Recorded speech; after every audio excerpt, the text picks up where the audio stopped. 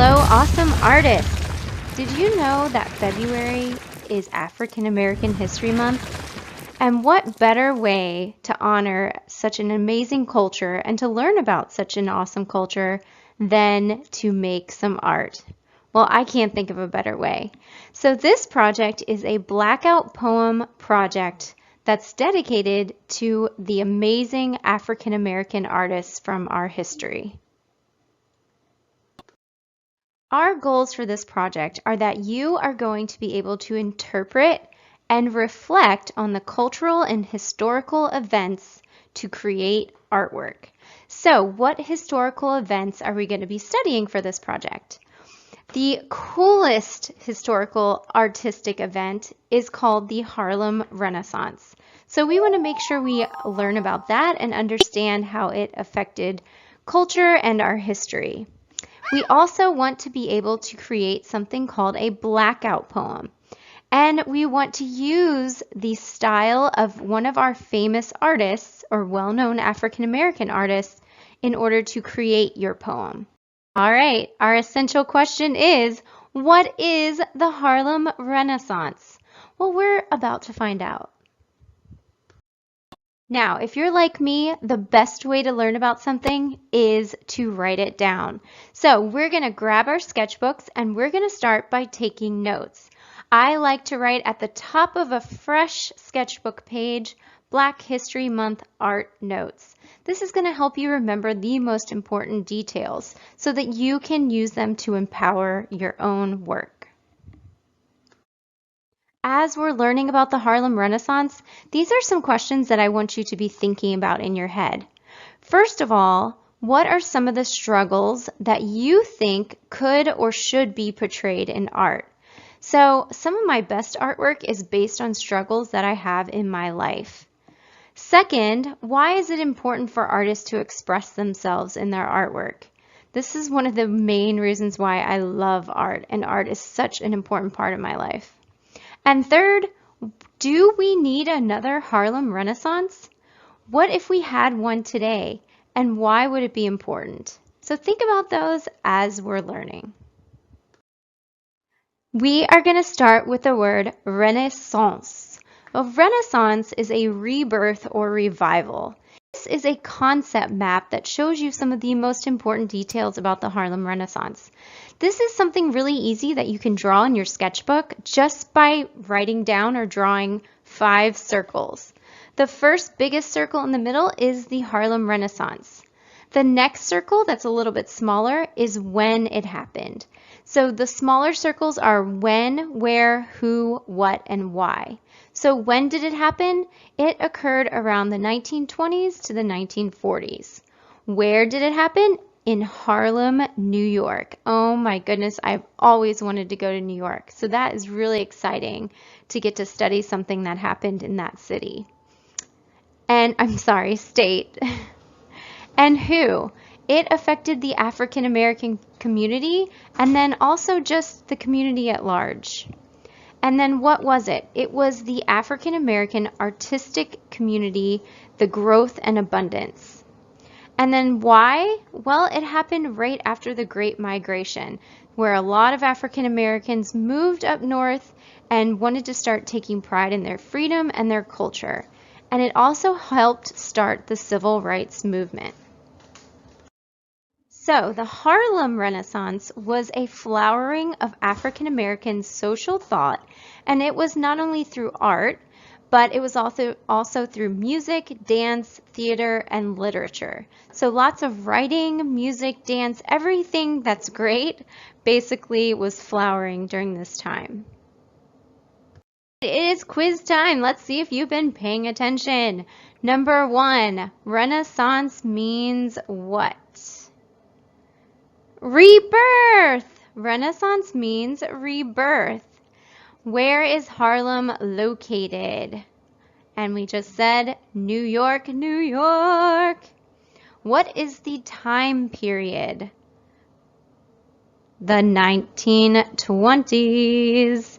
And almost 750,000 African Americans moved in what direction? North, south, east, or west? And it was north. And the Harlem Renaissance was also called the New Negro Movement. Hopefully you got 100% and you've been paying attention to that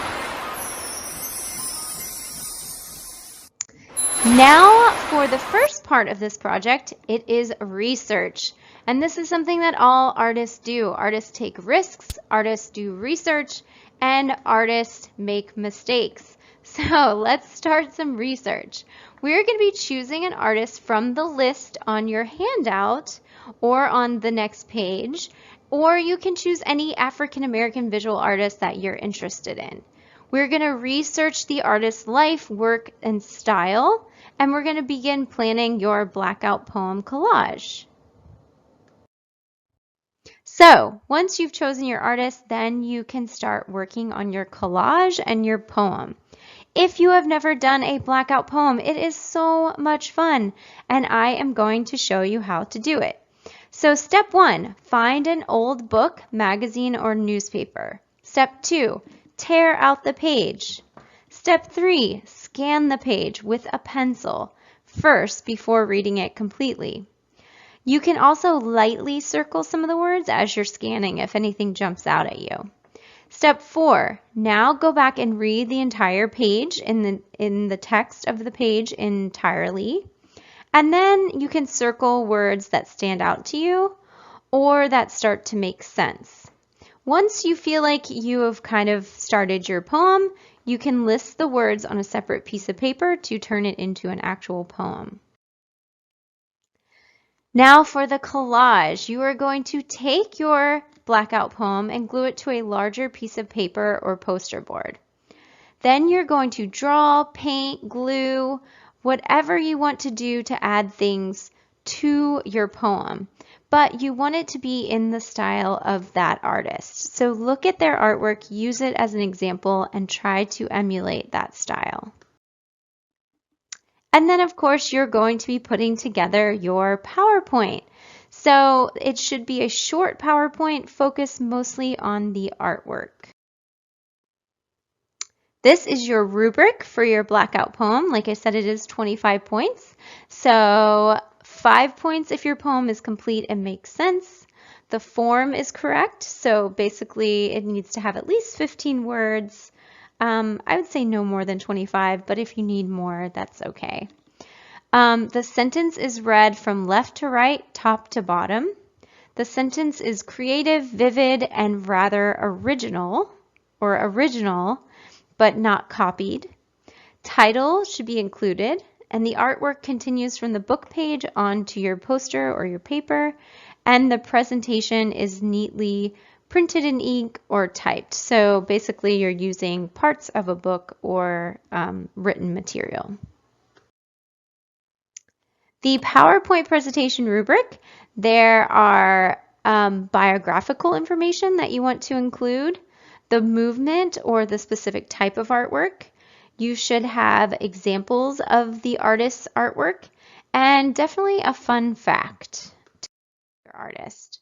And then you're going to be teaching us about your artist, so you want to make sure you practice and that you actually will be able to tell us about your artist style. So like I said, I'm going to be choosing Jacob. I found out that one of his most important artworks is the Migration series, so you can definitely see a lot of figures in his artwork. I'm going to be including that into my example. And this is another one of the Migration series. There were 60 paintings in all. This one is number 40. Here are some of the facts about Jacob Lawrence, where he was born, when he died. Some of them are still alive. His education and what he's most known. This is how he grew up and how he learned about it. And here is some more examples of his art. His style is referred to dynamic cubism. So he called his style dynamic cubism, where he used a lot of shapes and colors that represented Harlem to him. All right, so let's review our goals. How well can you interpret, and reflect on the cultural and historical events of the Harlem Renaissance? And do you think you're able to create your own Blackout poem collage in the style of an African American artist? Well, I sure hope you can.